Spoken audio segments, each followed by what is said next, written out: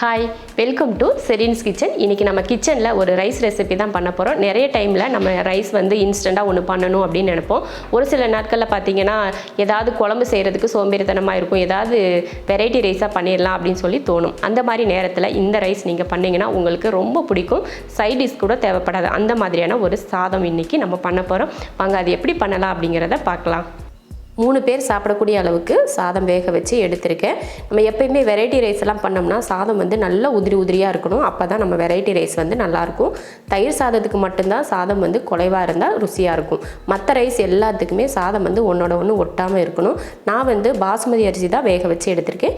நீங்கள் எப்பயுமே நம்ம டெய்லி சாப்பாடு பண்ணுவோம் இல்லையா, அந்த அரிசியை கூட நீங்கள் இந்த மாதிரி வேக வச்சு உதிரியாக எடுத்து வச்சுக்கோங்க. இப்போ இதுக்கு தேவையான மசாலா என்னென்னு பார்த்துட்டு தாளிச்சிக்கலாம். 4 வரமிளகாய், ஒரு 10 பல் பூண்டு, இதை அரைச்சி எடுத்துக்கலாம். கொஞ்சமாக தண்ணி விட்டு அரைச்சி எடுத்துக்கலாம். கொரகொரப்பாக இருக்கிற மாதிரி அரைச்சிக்கலாம். கொஞ்சமாக தண்ணி விட்டு லைட்டாக கொரகொரப்பாக இருக்கிற மாதிரி அரைச்சி எடுத்துருக்கேன். ரொம்பவும் வலுவலுன்னெலாம் அரைக்கக்கூடாது, லைட்டாக கொரகொரப்பாக இருக்கணும். அந்த மாதிரி நம்ம அரைச்சி எடுத்துக்கணும். இப்போ மசாலா வந்து ரெடியாக இருக்குது. இப்போ தாளித்து விட்டுறலாம். ஸ்டவ் ஆன் பண்ணிவிட்டு ஒரு பேன் வச்சுக்கலாம். எண்ணெய் நல்லா காஞ்சதுமே கொஞ்சம் கடுகுளுந்து, அடுத்து கருவேப்பிலை, ஒரு பெரிய வெங்காயம். நல்ல பெரிய வெங்காயத்தை நீல வாக்கில் வெட்டியிருக்கேன். வெங்காயத்தை ரொம்ப பொன்னிறமாலாம் வதக்க தேவையில்லை, லைட்டாக வதக்கிக்கிட்டால் போதும். வெங்காயம் பாருங்கள், இந்த அளவுக்கு வெங்காயம் வதங்கினதுக்கப்புறமா நம்ம இதில் தக்காளி சேர்த்துக்கலாம். நான் சின்ன தக்காளியாக 2 தக்காளி எடுத்திருக்கேன். நீங்கள் பெருசாக இருந்தால் 1 போட்டுக்கிட்டால் போதும். இதையும் வதக்கிடலாம். அடுத்து பார்த்திங்கன்னா ஒரு குடமிளகாயை இந்த மாதிரி நீலவாக்கில் கட் பண்ணியிருக்கேன், அதையும் சேர்த்துக்கலாம். கரெக்டாக ஒரு குடமிளகாய், ஒரு பெரிய வெங்காயம், பெரிய தக்காளினா 1, சின்ன தக்காளினா 2. கொஞ்சம் உப்பு சேர்த்துக்கலாம் இது வதங்கிறதுக்காக. கடைசியில் கொஞ்சம் உப்பு சேர்த்துக்கிடுவோம். இப்போ இதையை வதக்கிடுவோம். பாருங்கள், இந்தளவுக்கு தக்காளியும் குடமிளகாயும் நல்லா வதங்கிடுச்சு. தக்காளியுமே நல்லா சாஃப்டாக வதங்கி வந்துடுச்சு பாருங்கள். இந்த மாதிரி தான் வதங்கணும். வதங்கினதுக்கப்புறமா கொஞ்சமாக மஞ்சள் தூள், அடுத்து நம்ம அரைச்சி எடுத்துருந்தோம் இல்லையா மசாலா, அதையும் சேர்த்துடலாம்.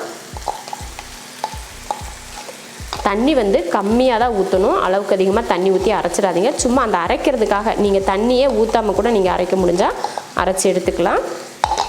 போட்டுட்டு இப்போ இதை நல்லா கலந்துருவோம். ஒரு 2 நிமிஷத்துக்கு நல்லா இந்த மசாலாவை அந்த தக்காளி குடமிளகாய் கூட வதக்கி விட்டுக்கலாம். அப்போ அந்த பச்சை வடையெல்லாம் போகணும் இல்லையா, அதுக்காக தான். குடமிளகாய் வேகிறதுக்கு வந்து ரொம்ப நேரம்லாம் எடுத்துக்காது. கிட்டத்தட்ட இப்போ ஒரு 5 நிமிஷத்துக்கிட்டேயே நம்ம வதக்கிட்டுருக்கோம். தக்காளி கூட சேர்ந்து ஒரு 3 நிமிஷம் கிட்ட நல்லா வதங்கிச்சு. அதுக்கப்புறமா இப்போ மசாலா சேர்த்தோலையா, அதில் ஒரு 2 நிமிஷம் நல்லா வதங்கியிருக்கு. அதுலேயே குடமிளகாய் வந்து நல்லா வெந்திருக்கும். இப்போ நம்ம வதக்குனதில் அந்த பச்சை மசாலா வாடையும் போயிடுச்சு. இப்போ இதில் நம்ம சாதத்தை சேர்த்துடலாம். அடுப்பை சிம்மில் வச்சிடலாம். இப்போது சிம்மில் வச்சுட்டு இப்போ சாதம் எடுத்து சேர்த்துக்கலாம்.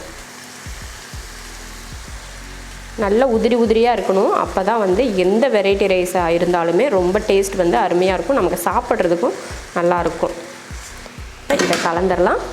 அடுப்பை சிம்மில் வச்சுக்கோங்க. சிம்மில் வச்சுட்டு கலந்து விட்டுறலாம். பாருங்கள் எவ்வளோ கலர்ஃபுல்லாக இருக்குது. சூப்பராக அந்த குடமிளகா பச்சை கலராகவும் நம்ம ரைஸ் வெள்ளையாகவும் இருக்கிறது, அந்த தக்காளியோட கலரு இதெல்லாம் சேர்த்து இருக்கிறப்போ எவ்வளோ அருமையாக இருக்குது பாருங்கள். நீங்கள் பூண்டை வந்து சின்னதாக கட் பண்ணி கூட சேர்த்துக்கலாம். ஆனால் அப்படி கட் பண்ணி சேர்த்திங்கன்னா நம்ம வீட்டில் எல்லோரும் என்ன பண்ணுவாங்க, அந்த பூண்டை வந்து தனித்தனியாக எடுத்து வச்சுருவாங்க, சாப்பிட மாட்டாங்க. இந்த மாதிரி நீங்கள் அரைச்சி சேர்த்துட்டிங்கன்னா அவங்களுக்கே தெரியாது பூண்டு சாப்பிட்றோம் அப்படின்னு சொல்லிட்டு. அதனால எப்பயுமே அரைச்சி சேர்த்துக்கோங்க இந்த மாதிரி ரைஸ் எல்லாம் பண்ணுறப்போ. இந்த மாதிரி 2 கரண்டி வச்சு இந்த மாதிரி கிளறி விடுறப்போ என்ன ஆகுனா, நம்ம அரிசி வந்து உடஞ்சிராமல் இருக்கும். அதுக்காக தான் நான் 2 கரண்டி வச்சு இந்த மாதிரி கலந்து விடுறேன். இப்போ மேலே கொஞ்சம் உப்பு தூவிக்கலாம். நம்ம முன்னாடி ரைஸில் உப்பு போட்டு வேக வச்சுருக்கோம். இருந்தாலும் நம்ம இந்த மசாலாலாம் சேர்த்து பிசைகிறப்போ உப்பு பத்தாது. அதனால மேலே லைட்டாக தூவிட்டு கிளறிக்கலாம்.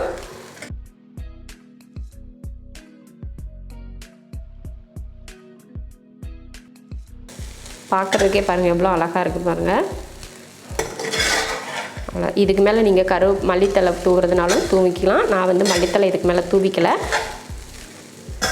அவ்வளோதான், சூப்பரான ஒரு ரைஸ் ரெடி ஆயிடுச்சு பாருங்கள். இந்த சாதம் சாப்பிட்றதுக்கு நமக்கு சைட் டிஷ் கூட தேவையில்லை, அந்த மாதிரி சூப்பரான ஒரு டேஸ்ட்டில் இருக்கக்கூடிய ஒரு சாதம் இது. இப்போ அடுப்பை ஆஃப் பண்ணிடலாம். நீங்களும் இதே போல் குடமிளகாயெல்லாம் போட்டு ஒரு சாதம் பண்ணி பாருங்கள், அவ்வளோ அருமையாக இருக்கும். வெறும் பூண்டு மட்டும் போட்டு நீங்கள் இந்த சாதம் பண்ணுறதை விட அதுக்கு வந்து சைடிஷாக இருக்கிற மாதிரி அதில் ஒரு குடமிளகாயை போட்டு நீங்கள் செஞ்சிங்கன்னா அவ்வளோ அருமையாக இருக்கும். சாப்பிட்றதுக்கும் அருமையாக இருக்கும், பார்க்குறதுக்கும் ரொம்ப கலர்ஃபுல்லாக இருக்கும். நம்ம தக்காளி சேர்த்துருக்கோம் இல்லையா, அந்த தக்காளியோட சிகப்பு, இந்த குடமிளகாயோட அந்த பச்சை கலரு, இந்த கருவேப்பிலை இதெல்லாம் சேர்ந்து வர்றப்போ, நம்ம ரைஸ் இதெல்லாம் சேர்றப்போ அந்த கலரே தனி அழகு கொடுக்கும். சாப்பிட்றதுக்கே தூண்டும் நமக்கு. இந்த ஒரு எந்த சாப்பாடாக இருந்தாலுமே நம்ம பார்க்குறப்பயே அதை சாப்பிட தூண்டணும் இல்லையா, அந்த மாதிரி இருக்கும். இந்த கலரும் சரி, இந்த டேஸ்ட்டும் சரி. ரொம்ப சூப்பராக செஞ்சு பார்த்துட்டு எப்படி இருக்குன்னு சொல்லிட்டு கமெண்ட்டில் சொல்லுங்கள். பிடிச்சிருந்தா லைக் பண்ணிவிட்டு ஷேர் பண்ணிவிட்டு நம்ம செரீன்ஸ் கிச்சன் சேனலை சப்ஸ்கிரைப் பண்ணி பக்கத்தில் இருக்க பெல் ஐக்கானை கிளிக் பண்ணி வச்சுக்கோங்க.